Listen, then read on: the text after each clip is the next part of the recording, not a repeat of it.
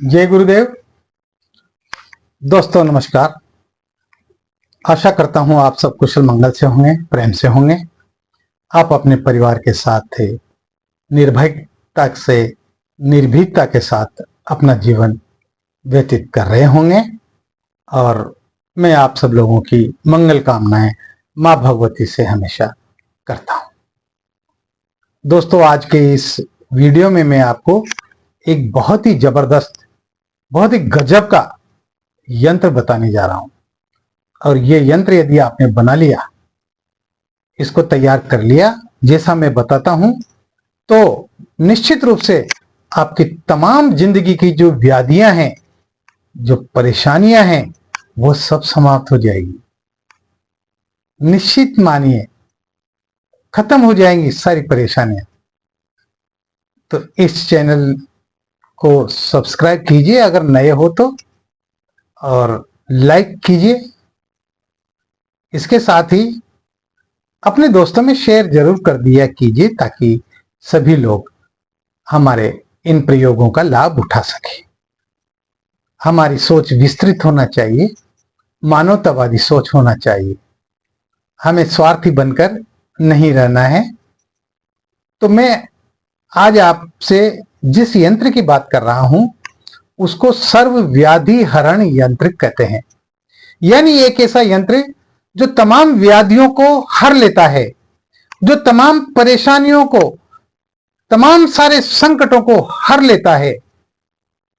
गृहस्थी में आने वाली जितनी भी आपदाएं हैं, जितनी भी विपदाएं हैं मनुष्य के जीवन की, उन सभी आपदाओं को, उन सभी विपदाओं को यह यंत्र हर लेता है। चुंबक की तरह खींचकर और घर से बाहर निकाल करके फेंक देता है। ऐसा यंत्र है और यह यंत्र आप लोगों को करना चाहिए। दोस्तों जिंदगी लंबी है और इस जिंदगी में कदम कदम पर परेशानियां हैं, कदम कदम पर संकट है। कभी हमारे बच्चे बीमार रहते हैं, अनेक रोगों से पीड़ित रहते हैं, डॉक्टर का इलाज कराते हैं, पैसा बर्बाद होता है लेकिन ठीक नहीं हो पाते। कुछ ठीक भी हो जाते हैं लेकिन फिर भी बीमारियां पीछा नहीं छोड़ती। अगर ये परेशानी है, या फिर पति या पत्नी या बच्चे डरते हो, उनको डर लगता हो, या फिर आपके व्यापार में घाटा हो रहा हो, आपके व्यापार में लगातार नुकसान हो रहा हो, या फिर आपका व्यापार नहीं चल रहा हो, यह भी एक समस्या हो सकती है। कहने का मतलब समस्याएं तो हर जगह पर मौजूद हैं। तो ये छोटी मोटी समस्याएं नहीं है, ये बड़ी समस्याएं। किसी ने व्यापार कर रखा है, दुकान खोल रखी है, और अगर उसकी दुकान नहीं चलती है तो बड़ी समस्या तो है ही सही। या फिर कोई महिला है, अब उसके बार बार गर्भपात हो जाता है, वो मां नहीं बन पाती है, ये भी एक बड़ी समस्या है। इसके अलावा कोई मुकदमा चल रहा है, तो उस मुकदमे में किस तरह से जीत होगी। अगर वो मुकदमा सच्चा है और वास्तव में आपको बेवजह उसमें फंसाया गया है, तो उस मुकदमे में आपकी जीत निश्चित रूप से होगी। क्योंकि मुकदमे लंबे चलते हैं, 5 साल, 8 साल, 10 साल, 15 साल, बहुतों की तो जिंदगी निकल जाती है, तब तक भी मुकदमे खत्म नहीं होते। तो मुकदमों के अंदर जीत कैसे होगी।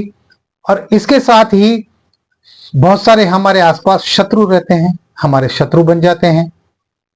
उन शत्रुओं पर आप किस प्रकार से विजय प्राप्त कर सकते हो, या राज दरबार में, या जो अधिकारी हैं, अफसर हैं, अफसरों को ही राज दरबारी कहते हैं। राज करने वाले तो वही लोग हैं, वो आपका कोई काम नहीं कर रहे हैं, आपको बार बार परेशान कर रहे हैं, आप दफ्तरों के चक्कर लगा रहे हैं, जी हुजूरी कर रहे हैं। ऐसी स्थिति में यह यंत्र और भी कई काम करता है। ये तो मैंने कुछ बातें आपको गिनाई हैं, लेकिन आपकी जिंदगी की जो भी समस्या होगी, जो भी परेशानी होगी, जो भी संकट होगा, उन सब संकटों को ये यंत्र जो है निकाल करके बाहर फेंक देता है। आजमाया हुआ प्रयोग है, परीक्षित है, अनुभूत प्रयोग है, और इस यंत्र को मैंने स्वयं आजमाया है, इसलिए मैं आपसे कह रहा हूं तो इस प्रयोग को करने से कभी मत चूकेगा। अब मैं आपको बताता हूं इसमें आपको करना क्या है। हर महीने अमावस्या आती है, हर महीने पूर्णिमा आती है, 15-15 दिन के अंतराल में। सब जानते हैं इस बात को। तो जिस दिन अमावस्या हो उस दिन आपको यह प्रयोग शुरू करना है। तो अमावस्या के दिन आप चौगड़िया में देख करके, जंत्री पंचांग में देख करके या किसी से पूछ करके, आजकल तो मोबाइल पर गूगल पर भी पता चल जाता है ना, तो उसमें देख करके और ये पता कर लीजिए कि अमावस्या के दिन शुभ, लाभ या अमृत, ये जो समय है ये किस समय आ रहे हैं, ये जो योग है ये किस समय आ रहे हैं, उस समय आपको ये प्रयोग करना है। तो प्रयोग करने से पहले आपको स्नान करना है, साफ स्वच्छ कपड़े पहनना है। कपड़े आप किसी भी प्रकार के पहन सकते हैं, उसमें कोई दो राय नहीं है।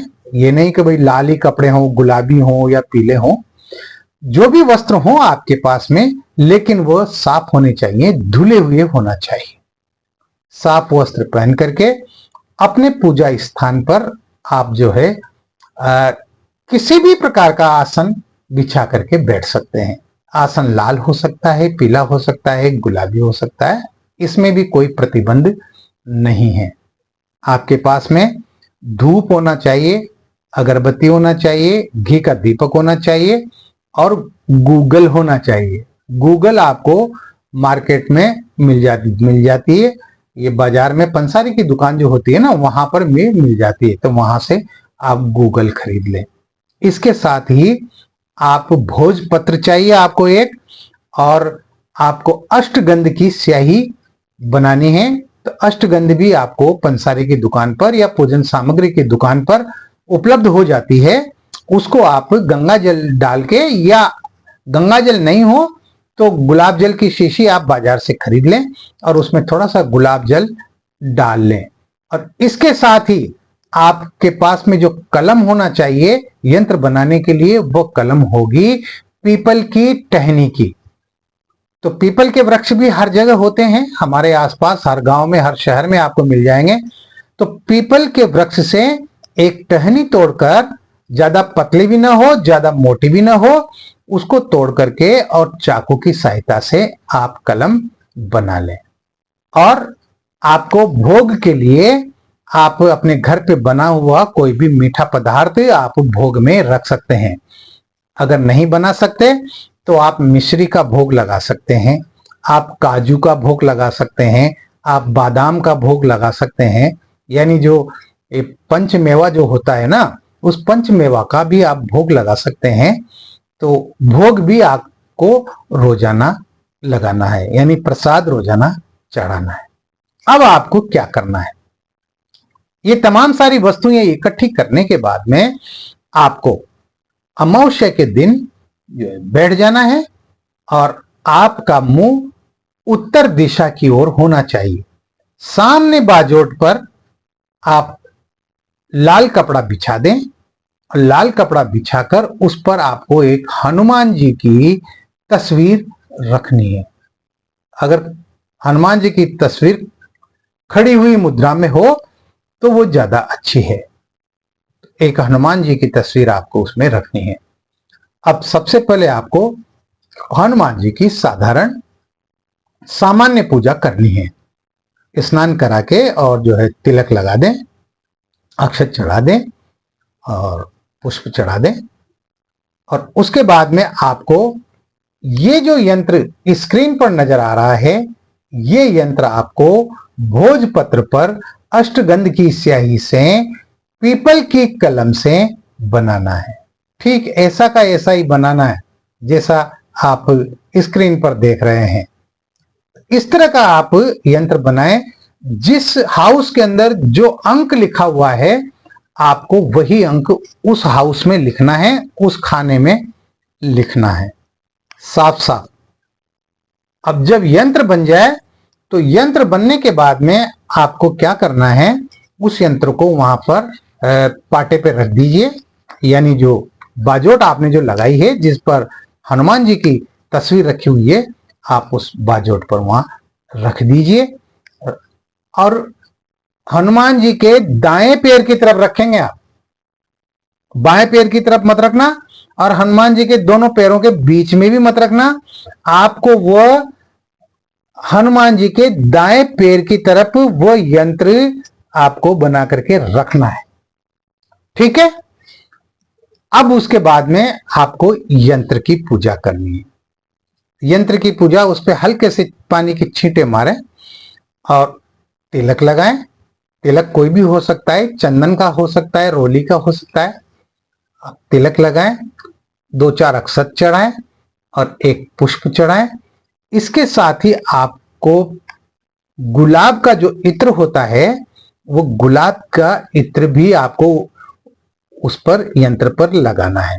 वो कैसे लगाना है, तो थोड़ा सा रुई का फोहा लीजिएगा और उसमें थोड़ा सा गुलाब का इत्र लगा करके और उस यंत्र के ऊपर थोड़ा सा हल्का हल्का हल्का लगा दीजिएगा। इतना ज्यादा भी मत लगाइएगा कि वो यंत्र ही जो है मिट जाए, बिगड़ जाए, है ना। इस बात का ध्यान रखना। उसके बाद आपको एक माला, ये जो मंत्र में जो बोल रहा हूं, इस मंत्र की आपको करनी है। सिर्फ एक माला करनी है और उसमें आप रुद्राक्ष की माला का प्रयोग कर सकते हैं।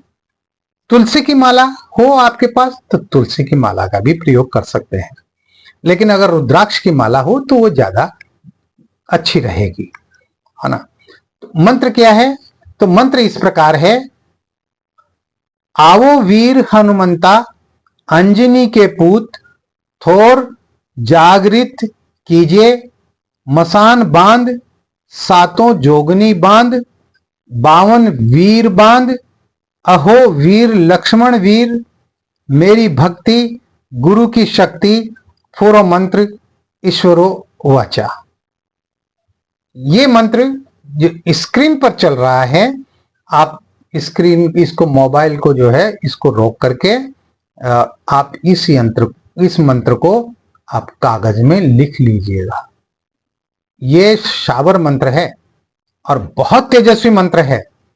लिख लीजिएगा, लिख करके और इसको अच्छी तरह से याद कर लीजिएगा।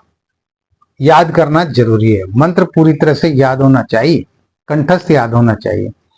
और याद करने के बाद में आप इसकी एक माला करेंगे, सिर्फ एक माला, ज्यादा नहीं करना है।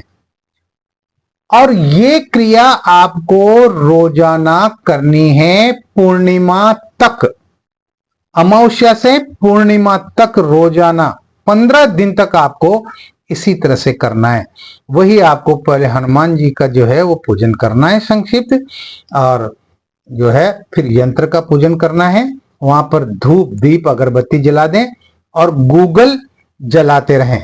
किसी जो है मिट्टी के सकोरे में थोड़ी सी अग्नि पैदा करके, यानी कोयले वगैरह की अग्नि पैदा करके, और उसमें जो है उन अंगारों पर आप गूगल डाल देंगे तो वो गूगल का धुआं वो हल्का हल्का उठता हुआ रहना चाहिए। ये मंत्र जपें तब तक वो गूगल की धुनी चलती रहना चाहिए, है ना। तो ये आपको करना है। एक आपको घी का दीपक लगाना है रोजाना, डेली, है ना।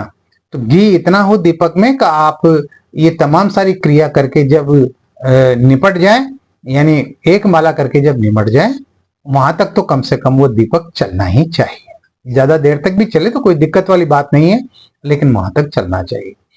इस तरह से आपको ये क्रिया 15 दिन तक लगातार करनी है, पूर्णिमा तक करनी है। और पूर्णिमा के दिन जब आप ये तमाम सारी क्रिया को करके और निपट जाए, ये सारी क्रियाएं समाप्त हो जाएं, माला वगैरह करके, उसके बाद आपको एक तांबे का ताबीज हो या चांदी का ताबीज हो, उस ताबीज में उस यंत्र को जो है भर देना है, उसको फोल्ड करके और उस ताबीज में भर देना है। उसके ऊपर जो भी वो अक्षत वगैरह जो भी हो ना, उनको तो हटा दीजिएगा, पुष्प वगैरह को तो हटा दीजिएगा, उनको तो जो है जल में प्रवाहित कर दीजिएगा कहीं भी।